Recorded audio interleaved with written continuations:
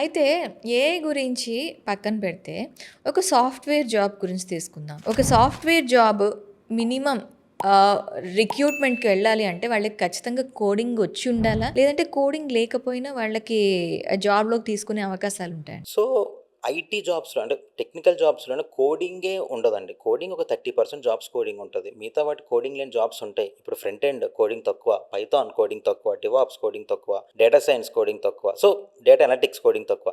So, ఒక programming లాంగ్వేజ్‌లోనే codings use చేస్తాం. అంటే కోడింగ్ రాయాలి. Especially Java dot net.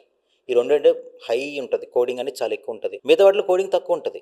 So, coding రావాలని నేను చెప్పను. బట్ ఏంటంటే కోడింగ్ కూడా వచ్చుంటే నీకొచ్చే ఆపర్చునిటీస్ గానీ, నీకున్న స్కోప్ గానీ పెరుగుతది గదా! That is the only thing. But coding నేర్చుకుంటానికి మనం పెట్టిన ఎఫర్ట్‌కి యూజువల్‌గా కోడింగ్ తక్కువున్న దానికి ఎఫర్ట్‌కి తేడా ఉంటది కాబట్టి చాలామందేంటంటే కోడింగ్ లేని దానికే ఎళ్దాము, కోడింగ్ తక్కువున్న వాటికే ఎళ్దాం అనేది. ఎందుకంటే easy to learn, easy to adapt. So, easy దాని టు మీద ఎక్కువ adapt and easy to implement. Exactly. దానికోసం దానికెక్కువెళ్తారు. హ్మ్.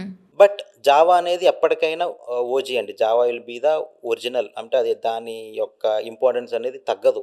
దానికి ఎందుకంటే కొన్ని కొన్ని సాఫ్ట్‌వేర్స్, కొన్ని కొన్ని ప్లాట్‌ఫార్మ్స్ జావాతోనే రన్ అవ్వాలి. అన్నీ మనం ఏఐతో రీప్లేస్ చేయలేం. అట్లని చెప్పి అన్నీ రీప్లేస్ చేయకుండా ఉండం. మ్యాక్స్ ట్రై చేస్తాం.